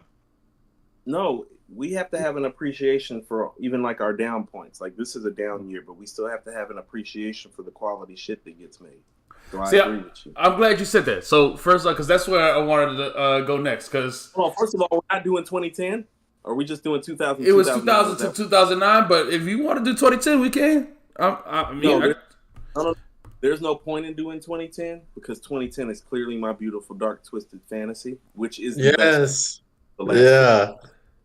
No, I didn't. Y'all know I give Kanye a lot of shit. No, that's still the best rap album of the last 15 years. Yep. I disagree with that too. You disagree? 2010 was a great year, though. They had a lot of good stuff come out that year, too. No, there's nothing better than My Beautiful Dark Twisted Fantasy. Like, nothing. I agree. What's better than My Beautiful Dark Twisted Fantasy the last 15 years?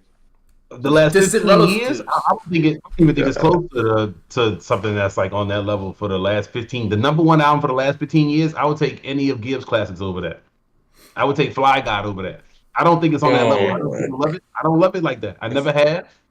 From day one, I never loved My Beautiful Dark Twisted Fantasy like these people do out here. Yeah, wow. Never had, never will. Gorgeous. So appalled. They're good tracks, but if I had to pick, he's picking different. If I picked a 2010, just a 2010 album, not even you saying it's the best of the decade or something. I'm saying I'd take Distant Relatives in 2010. To me, I love that album. I listen to that album all the time. And My Beautiful Dark Twisted Fantasy is crushing Distant Relatives. Like, how about crushing it? The only thing that's even conversational in My Beautiful Dark Twisted Fantasy from that era is Good Kid, Mad City. It's literally blowing everybody else out the water, fam. Yeah. It's special to me. And super special. Like, I remember where I was the first time I heard My Beautiful Dark Twisted Fantasy, where I was driving and what I was doing and how I felt when it was coming on as I was driving. Because I lived in Smyrna at the time, which is like a suburb right outside of Atlanta. I can remember leaving my crib, putting that shit on, and I was like, is that Nicki talking crazy on the intro? And then, can we get too many Urkels? That's why you went. I can remember where I was as it was happening, and I can remember having to get out the car and being like, oh, fuck, I think I'm about to tell my boss to kiss my motherfucking ass. I'm about to go back downstairs and finish listening to the rest of this album. Yeah. So I will say this about this album. Okay, I was in high school, and so playing this album with my friends and all singing along. I mean, it's easy lyrics to remember, and it's just a great. It's just something that everyone could enjoy. But me personally, when I get in my car on my own, I don't play this album nearly as much as I play like as a list of other albums I play. I'm just saying. And you even said this is not your favorite Kanye album. You said that Late Registration is better. Yeah. Late Registration for me is okay. Personally, yeah, exactly. Like when we have those personal versus objective conversations, when I say it's like, no, objectively, I think Jay-Z is the second greatest MC of all time. But I love Scarface more than I love Jay, and I listen to Scarface more than I listen to Jay. This is one of those moments where it's like, oh no, do I prefer Late Registration? Yes. Mm-hmm. No. Well, that was the premise. Exactly. That was the premise of this. Personal. Our personal albums of the year. Yeah. Because otherwise we would be wind up saying the same album. Twisted. It's like that with that album. No, it's still my personal favorite album that year. Like he had me cutting off. It's like, have you heard such and such Coop? It's like, no, I'm still listening to So Appalled. Yeah, I didn't lie. I don't know, man. That album is iconic. It just sounds amazing. It is. I don't get it. I don't get. To me, it's so overhyped. Hold on, Baldy. How old are you? Because I'm 42. Why the oldest nigga in the room agreeing? 38. I'm 38. Yeah, so I'm the oldest nigga on here. So the oldest nigga and the youngest nigga at the top of the screen. Yes. Cheers. Cheers for sure. Definitely agree. I mean, if I'm to talk about 2010, albums personally, I would say Distant Relatives. I like How I Got Over more. I like Sir Lucius Left Foot more. I like 24 Hour Karate School a bunch I listen to. I mean, there's a lot of albums in 2010 I listen to. I love all those guys, and I love all those albums, and I'm being very serious when I say this. And I'm not saying this to help plug y'all or give y'all a promo or something. Be like, yo, Coop said some wild shit. I think My Beautiful Dark Twisted Fantasy is literally better than all those albums you named combined. Yeah. Yeah, I don't. Like I said, man, we can talk about that sometime because I really never understand the songs that people cite and the stuff that people talk about never hit me on that level when that album came out. Because I remember the same thing and how hyped I was for this album to come out. Because I was like, oh, this better be better than that bullshit we just got from this dude. And I was excited to hear it. And I remember listening to it in the car with my wife and being like, "This what we got." I never felt that way. And I remember talking to people being like, "This is amazing," and I was like, "I don't know, I must have missed it." It did. If I'll go back and listen to Below the Heavens, if y'all will go back and listen to My Beautiful Dark Twisted Fantasy. We went through every Kanye album recently, or fairly recently. We talked about all the Kanye albums and stuff, and I was like, I didn't feel different. I don't really know why. Okay. Well, I don't. As much as I like Kanye, I'm surprised that doesn't hit me more or whatever. The way other people feel it. I think that's the beautiful thing about hip hop, though, is the fact that I can sit up here and get up on my beautiful dark twisted fantasy soapbox, and y'all can look right back at me and be like, "Nah, nigga, not for us." Like that's what's beautiful about rap. Agree. No, that's a hard one. That's like surprising to me. Like I said, how many people like will fight you over that album, and I just think it's epic. I think it's a masterpiece. Yeah, I agree. So go ahead. No, I don't even want to talk about it anymore because we're gonna be here for a minute. No, I agree. I think that is the beautiful thing about hip hop that we have this different conversations and the music is so different and it hits people different ways. But you said something earlier about even this year being a weak year, and we still have to appreciate hip hop even in the weaknesses. So I wanted to talk about this because I don't think this is a weak year in hip hop. In the same way, I don't really think the 2000s was a weak era of hip hop, even though it is kind of portrayed that way. So I want to ask you about this. Talk about this year in hip hop really quickly. Why do you feel like it's a weak year? Because I feel like there's at least 10 albums this year that are high quality albums. I would like you to name them. Okay, all right. I figured you said that. So that Smoke DZA album with Flying Lotus. It was cool. I love the production. Flying Lotus production was amazing on that. To me, the Earl and Alchemist, the Larry June and Alchemist. Larry June and Alchemist. I think the Earl and Alchemist is better, if anything. I mean, I think the Earl probably better. You like the Earl and Al better than the Larry and Al? I'm not an Earl fan. I'm not an Earl, fan like it anyway. But that Alchemist production. Yeah. I can't front. I'm not joking when I say this. It's like my father was like a real life pimp. So like maybe the pimp talk just kind of like gravitates towards me more. So when I hear Larry talking, I'm like, yeah, that's how my dad talks. like maybe I just gravitated. This is what I mean about it. It's like I probably gravitate towards Larry June more because of where I'm from and how my family moves. Like no bullshit aside. It's like he be saying shit on there and be like, yeah, you talking like my dad used to talk. Or you talking like my brother used to talk when he was out here pimping hoes when I was like 20. You know what I'm saying? Yeah, well, let me put it this way. I think the Larry June has, to me, higher highs. Like 89 Earthquake, I think is still one of the best songs this year. But Agreed. the Earl, just to me, the album flows. Like I just put the album on and it just played through better than the Larry June does. Do you think it's better than Sweatshirt? Yes, I think it's the best Earl album ever. Okay. I'm gonna go back and listen just because you said that, because I didn't think it was better than Earl, but I'm gonna listen again. I didn't think that was better than the Sweatshirt. Okay, I'm gonna listen. And I respect everybody's opinion. So yeah, no, of course. That's what I'm saying. That's what it's all about. But I just think that so if I keep naming, Odyssey album is great. That Sky Zoo album is great. I really enjoyed both of those projects, but I do not enjoy how they're holding. But they're both really. That's fair. That's fair. Skis. Mike Conway. I love Conway. I didn't love the Conway. I don't feel like it's holding well. I'm with you on the kill. Okay. Current Black Thought. I didn't like the Thought. I have as my album of the year. Still, that Black Thought album is amazing to me. No, this is where we have to pause and have a conversation, gentlemen. Let me ask you something, and I mean this respectfully. Yeah. How can you hear what he just did on Cheat Codes and tell me that you love this album and this album? I think this is better than Cheat Codes, hands down to me. This is way better. But I do think it has tons of great songs, man. Listen to what he does on like The Weather. There's no amazing storytelling. No Gold Teeth and Aquamarine. Yeah, I agree. Classics. What those songs? I had Cheat Codes as my second best album last year. It was third for me. It was third.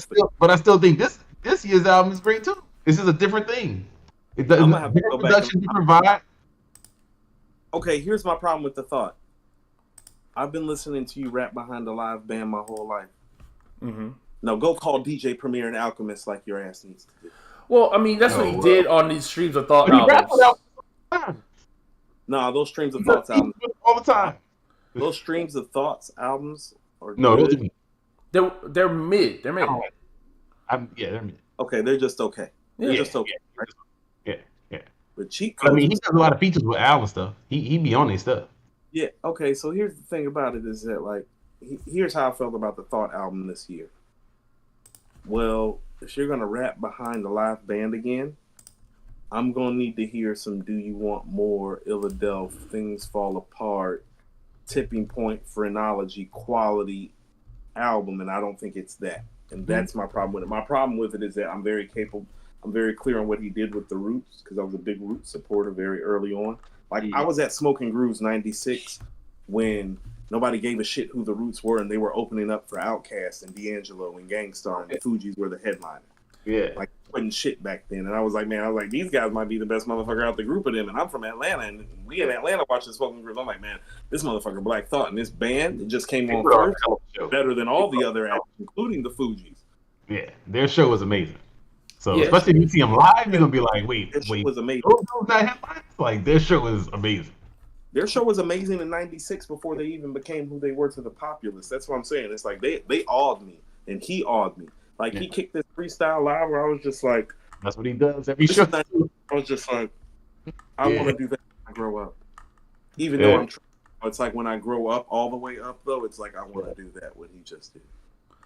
Well, so that's my thing, because there are more albums to me that I think are amazing, and I know I pissed everybody off when I say it, but "Scaring the Hoes" is a top album this year. That album is amazing. I don't care what you say. It's great. "Scaring the Hoes." That album is so good. Y'all are crazy, man. Yo, wow. I hate that album. We've argued about this album all year. We've been arguing about this album. Can I ask y'all a question right quick while we're here? Because I missed some of it because I was trying to jump in. Yeah. What was your 2000 album? Was it Supreme Clientele by Ghostface? Yeah. 2000, yeah. We're all clear that it's Supreme Clientele in 2000, right? No, they didn't agree. Objectively, had H&19 number 2, but I forgot what y'all had, what they had. Yeah, I said objectively, Supreme Clientele is the best album, but like I said, we were saying our favorite albums, and so I got to go back to my list really quickly. But I had, I said Like Water for Chocolate, personally. I think that's probably in second place that year. Nah, HNIC over that, man. I mean, y'all obviously follow the show, so you know how I feel about Prodigy. I don't think HNIC is I better than love HNIC, man. I do too, and I love Prodigy. I was in high school when that came out, so I'm biased. There's no way. Okay, there it goes. Okay, so I was in my freshman year of college. Going into my Yeah. sophomore year of college when it came out. When you make the stuff that he made with Mobb Deep, and then you make that, it's like, okay, I'm gonna take that until the next Mobb Deep album comes out. But it's like water for chocolate for me too. Yeah. Like it goes supreme like water for chocolate. Those are my 1 and my 2s, and then everything else is kind of like a little bit more distant. MOP Warriors. I named that, of course. The Annie Up is one of the best songs of all time.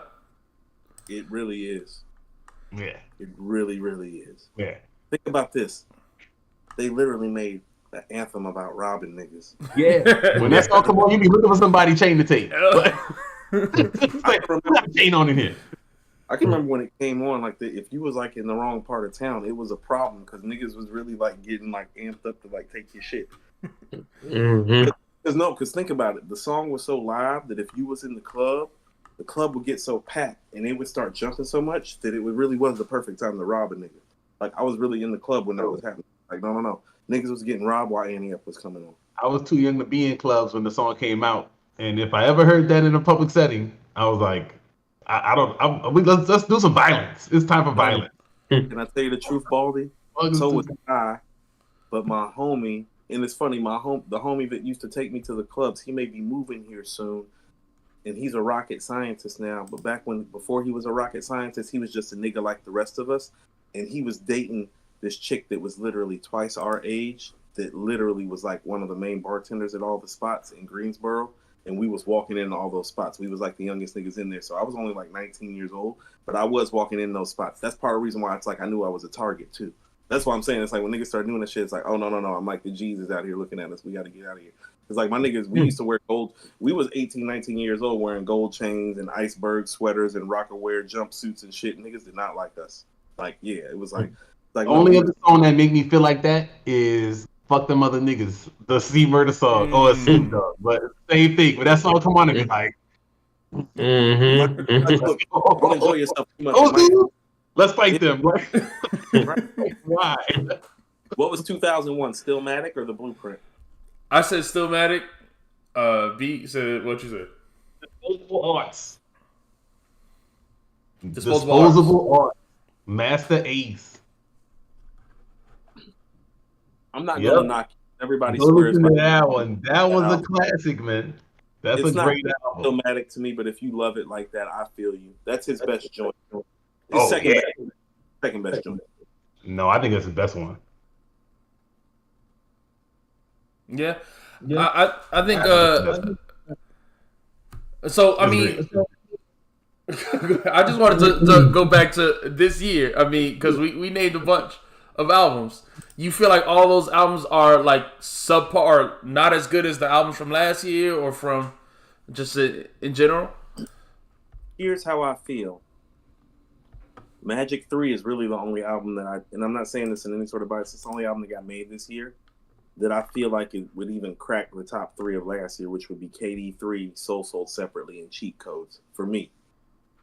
I feel like the best 3 rap albums last year, the only one that is competing with it with Magic 3. And I've said this before, I'm tired of this old ass nigga beating everybody, and I think he's the greatest MC of all time, and he's my favorite. And I'm tired of him whooping everybody ass on the mic after 3 years of it. So it's like the Magic 3 with me like it should, because I'm like, man, those 3 projects from last year, like those 3 in particular, it's like, no, I would probably take those 3. Magic 3 still hanging for me, so, but I've been listening to that Torre and Polo a lot. That's the one I've been bumping. I haven't listened to it once. I didn't love it. Do I need to listen again? Oh, I'm loving it right now. I don't know if it's gonna stick around like that, but I'm super enjoying it. But again, I love Scaring the Hoes. Still gets play, and we hear some hate in this channel on that. We got a lot of views from that talking about that album. That joke was funny. How I was like, oh, we got a lot of fans on the internet. I didn't even know. I never knew no JPEG Mafia stuff, but I like Danny Brown a lot. So when I heard I was like, oh, it's a Danny Brown album. I'm checking it. And I was like, oh, I didn't know that this dude JPEG Mafia got tons of internet fans. Like, Can I ask y'all something? How is your pod going? How's your growth and development been going? I've been like a little MIA lately. I've really like poked my head back in like the last 3-4 weeks, started touching base with everybody again. But it's like it's just due to personal and some life stuff going on. But how has the pod been going? How's your development? How's your growth? How are y'all feeling? We got like 350 subs, and we growing very slowly. But we don't, we all do. Go ahead. we enjoy it, but we don't be consistent at all, man. We always get busy and be like, yo, we gotta reschedule this week, gotta reschedule that week, and we only do one a week. So we don't push it to make it grow faster. Mike and I started at once a week, but you have to be committed to what your once a week is. Mm-hmm. And that's what we learned. And I'm still at like when you're playing this game, it's almost like your commitment matters more than your content. Then you hear that, Bryson? You hear that? This dude be flaking. This dude be flaking all the time. Live call out, man. No, that's crazy. Your own brother, man. I'm sorry for that, B dog. I should protect you. That's crazy. Be better than your content. Like the commitment is what's gonna take you there, not the content. There are a lot of motherfuckers who are committed that suck, quite frankly. And when you start to put them both together, is when it's gonna like happen. Like no bullshit. Yeah, I be watching some of these pods, man. I'm like, man, they be talking about the same thing every week. The same thing every week. Jay-Z and Nas. Like, we be doing it sometime, but we just got a following now. new people in y'all chat. I be like, oh, it's like, I don't know who this dude is. I feel like, you got your stable people that be in there, and now I feel like I don't know who any of these noobs are. They ain't been in here for years like that. So it's impressive. When y'all pull up, it kind of gives me like a sense of nostalgia. Like when I see old Baldy in the chat, or Dumb It Down in the chat, I'm like, the OGs. Y'all be doing weird times now, man. Y'all be switching from y'all was doing the middle of the day when I'm at work. I'm like, yo, I got a job. Like, how are people in here? Like 300 people in the chat. I'm like, I don't know how they doing it, but I gotta be working. And then and now y'all do the night. The night is better for me. That's why I was in the last one. I'm the opposite. I preferred when you were doing it early, because then I get on.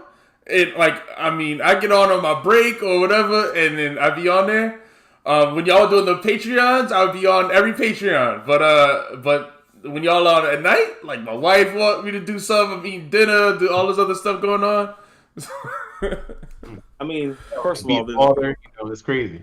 Couple things. Part of why we changed the showtime tonight is because, and I'm not gonna take credit for it, but I literally came to all these niggas and I was just like, yo, how old are we? They're like, well, we're 35 to 45. I'm like, well, I was like, I don't know if you niggas know, like, niggas that's off at noon, that's 35 to 45 in America, but we might want to, like, start going in at 7 o'clock when niggas is at home. I don't know. Yeah. And I really wanted to do 8 o'clock so niggas would have time to, like, actually spend time with their families, kiss the babies, and do all that shit and be like, okay, look, according to hip hop is on. So I've been here since 6 o'clock. It's 8 o'clock. I'll see you at 10. That's how we get on at 10. It's like our kids go to bed and stuff. It's like, all right, cool. I can get on here now. The day is pretty much over. My wife went to bed. It's like, all right, cool. We can do the pod on those nights. So right. We gotta be a time where we can stay consistent with it. So we appreciate you coming on, but I gotta get up at 5 a.m. and try to work out before I go to work. No. I fuck with y'all and I want y'all to win and I want y'all to grow because y'all helped us win and helped us grow. And you two at the bottom have like fucking sent us like money and helped pay my bills. So like for me, I'm gonna tell you, I believe loyalty is royalty. You know what I'm saying? And it's like I'm very, very clear that I've seen you niggas spend your own hard-earned dollars to help support my shit. And so there's no way that I would never like tell you no and not help support your shit. That's why I'm like, oh no. Like tell everybody like, oh no, we got Coop back up on here again and like so that it'll help your shit pop because it's not like I'm a big superstar, but it's like I know I do mean something to make some traction in this community and I want y'all to use me for y'all's gain and y'all growth because people like y'all is what's helped our gain and our growth and enabled me to start spinning off and start my own show, which I'm doing. And me and Mike are still doing According to Hip Hop, but I've got a variety show called All the Things coming with Coop. It's literally called All the Things with Coop. And it's not just a music piece, it's a culture piece. you know, because I want to feed like the entirety of the people. It's like, yeah, I got a set of co-hosts. We've got segments. We had our first meeting in the studio yesterday. When I got done with According to Hip Hop yesterday, I walked over to the next pod room, which was the first pod room with the white couches. Like that's a whole big room that has 3 different pods set up in it. You know, like we're in a studio, and I had my team come over and meet about my podcast because it's like now that I'm spinning off, I've put together a team that I hope to spin off. We've got like a lot of special stuff coming, and I'm only in this position because people like y'all supported us from the jump. And so I'm always going to be mindful of that and never disrespect that. So it's like whenever I can come fuck with y'all reasonably, I'm always going to do that. Because for me, it's like, well, I was always taught from my grandfather and my uncle, it's like, it don't matter how much money you make. It don't matter, you know, what the girl on your arm look like. It don't matter what your house look like. It don't matter what your car look like. It matter like what the people say and the people who supported you to take you where you are. And so like that still matters to me at 42. And so it's like, I mean, dumb it down, you and I have been talking about me pulling up on this pod since the 3rd week of October. So it's like, no, I was serious about pulling up. And you caught me on a great night tonight. Like I'm usually at work, but when I saw your message, I was like, oh nigga, I just got home. Tonight's the night. Yeah, and I do it. We appreciate it, man. We appreciate it for sure. Definitely appreciate it. We appreciate it, Coop. We definitely rooting for you too. You know, all the people who, you know, the real hip hop lovers, the people who actually care about this, you know, culture, not just you know, doing it for the money or just feeding off of you know, black entertainment or something like that, and you know, vultures and stuff like that. You're a real one. I appreciate you, you know, stepping in, joining us again, and you know, we rooting for you too. Yeah, because all you see on these hip hop websites is some BS gossip trash about who did what with who OnlyFans making money, like trash BS. I mean, you know, how about this? There's a place and a space for that. So part of what my show, what I hope to do with it, is to explain some of these things like in an intelligent fashion. It's like I know y'all see what's been going on with Jada and Will, right? Yeah, It's like clowning and making a buck off of it instead of really talking about the psychology and the psychosis behind it. It's like, no, there's fundamentally something wrong and broken with a woman that's still bringing up a rapper who, quite frankly, I love more than almost anybody else, including Nas. That nigga's been dead for a long time. That's just a rollout, though, man. That's just a rollout. That's not. I thought that book didn't do no numbers. People were saying a rollout failed. She's been rolling out on it for her whole career. Yeah. And if you really pay attention to it, it's like, well, you really even haven't had much of a career because you've been married to this nigga that's been capitulating to your bullshit. Yeah. Remember, she was flying in the 90s, though. I remember, like, it's funny to see. But yeah. Oh, man, these niggas like always 30 years ago. hip-hop in the 90s. Stop talking about what that mother... I was about to call her name. Stop talking about what she did in the 90s, fam. Like people really need to start addressing some real things. Like, what's her real stake in the culture? What has she really contributed to this culture? The Matrix, man. The Matrix. Fuck all that. I know her rapping ass. I know her rapping ass, acting ass husband has really contributed to this culture. And I know when that nigga decided to jump on Instagram, he had 10 million followers in 24 hours. He's the real star. Stop trying to nigga shine. He's got an album behind this. Oh yeah, bars. for sure. He could drop some bars. Fuck these memoirs. Yo, bet album do numbers, man. And then you could be like, oh, this is how I'm expressing myself. After the Will Smith 444 would go hard. Yeah. That would be crazy. It's not my fault. It's all her fault. The whole album. The rapper is one of the best. Listen to what I'm saying. Will Smith, the rapper, is one of the best storytelling MCs of all time. He got all types. I say that all the time. Cool. Yeah, he's underrated. Yeah. People clown Will Smith, but no, Will is on the mic. And how about this? How you feel about Sean Price? Oh no, tell me that Will Smith can't rap. We gonna have to fight because I got evidence. Sure. And Jazzy Jeff is underrated too because those albums are great. And Jazzy Jeff is the producer. Jazzy Jeff is one of the top 5 DJs who ever lived. Have you ever DJs, but yeah, I mean probably. Have you ever been in the club when DJ Jazzy Jeff is on the wheels of steel? Like his mix is supreme, nigga. Like supreme.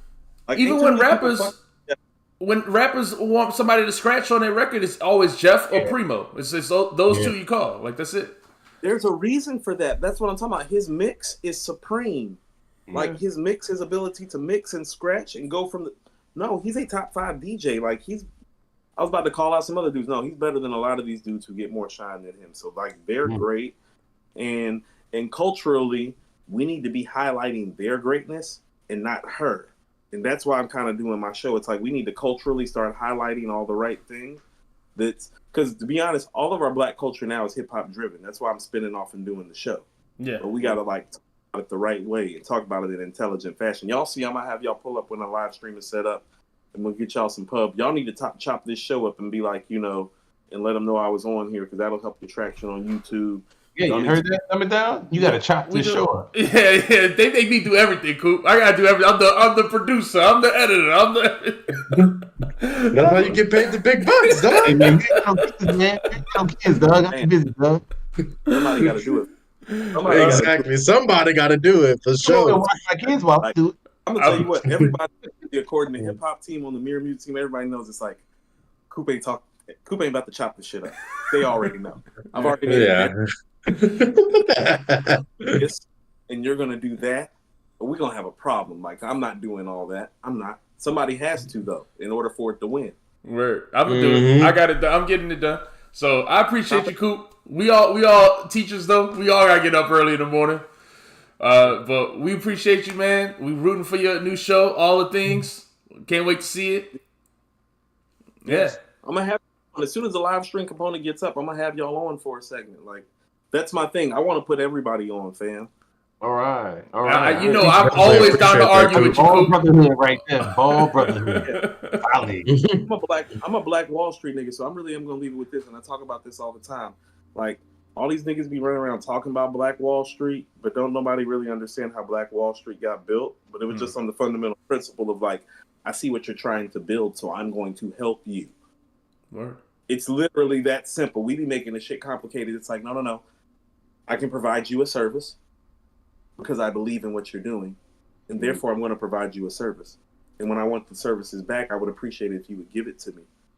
And then we can all get this fucking money. Them niggas was rich. Right.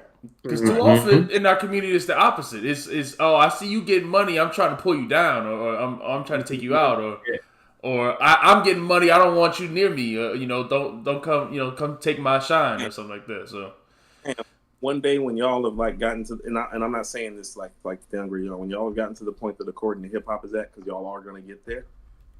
We're gonna sit down and have like a real conversation about some things behind the scenes, and I'm gonna get you to understand some things that have really unfolded. Okay. All right, cool, man. Appreciate that for sure.